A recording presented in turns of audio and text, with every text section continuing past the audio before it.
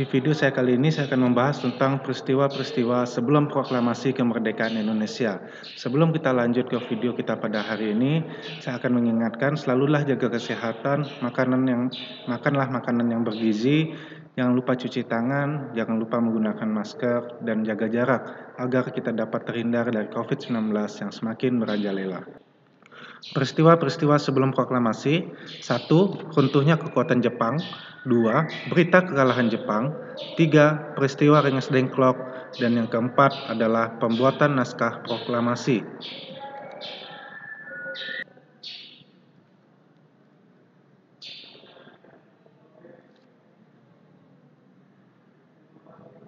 Satu, runtuhnya kekuatan Jepang. Pada bulan Agustus 1945, Indonesia masih menjadi negara jajahan Jepang.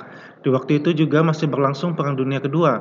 Tanggal 6 Agustus 1945, kota Hiroshima dan diserang oleh Amerika Serikat dengan menggunakan bom atom yang berdampak pada turunnya semangat semua tentara Jepang yang ada di seluruh dunia. Keesokan harinya, Badan Penyelidik Usaha-Usaha Persiapan Kemerdekaan Indonesia atau BPUPKI merubah namanya menjadi Panitia Persiapan Kemerdekaan Indonesia atau PPKI yang diketuai oleh Insinyur Soekarno untuk segera mempersiapkan segala yang dibutuhkan untuk Indonesia merdeka. Pada tanggal 9 Agustus 1945, bom atom kedua dari Amerika Serikat dijatuhkan di Nagasaki, Jepang. Hasilnya, Jepang akhirnya menyerah tanpa syarat kepada Amerika Serikat dan sekutu. Momen ini dimanfaatkan dengan baik untuk segera memproklamasikan kemerdekaan Indonesia.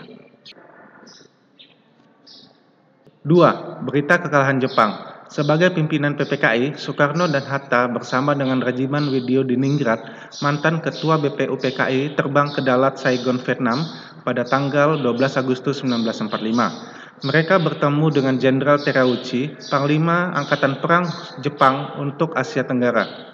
Dalam pertemuan itu, mereka membahas mengenai kekuatan Jepang yang semakin melemah dan Indonesia yang ingin merdeka. Namun, konteksnya pada saat itu, Jepang memberikan Indonesia kemerdekaan sebagai sebuah hadiah. Sementara itu, pada tanggal 14 Agustus 1945 di Indonesia, Sultan Syahrir melalui radio mendapatkan kabar bahwa Jepang telah menyerah pada sekutu. Di saat itulah rakyat Indonesia bersiap untuk memproklamasikan kemerdekaan dan menolak bahwa kemerdekaan itu adalah hadiah dari Jepang.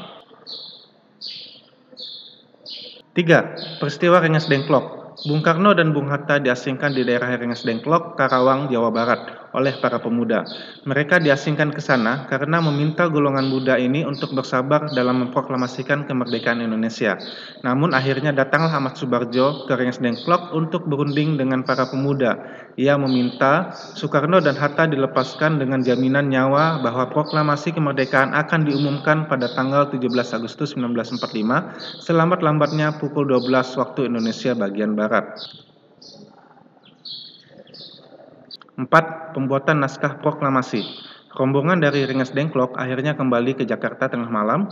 Setelah beristirahat sejenak, atas usulan Ahmad Subarjo, Soekarno dan Hatta pergi ke rumah Laksamana Maeda untuk bertemu Mayor Jenderal Nishimura, menanyakan sikapnya terhadap proklamasi kemerdekaan.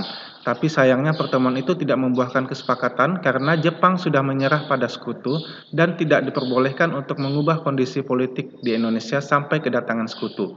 Meskipun begitu, Soekarno dan Hatta tetap melanjutkan untuk merumuskan naskah proklamasi. Naskah proklamasi pun dibuat.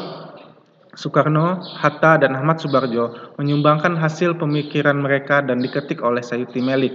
Pada pukul 4.30 waktu Indonesia bagian Barat, naskah itu telah selesai dan sudah ditandatangani oleh Soekarno dan Hatta atas nama bangsa Indonesia.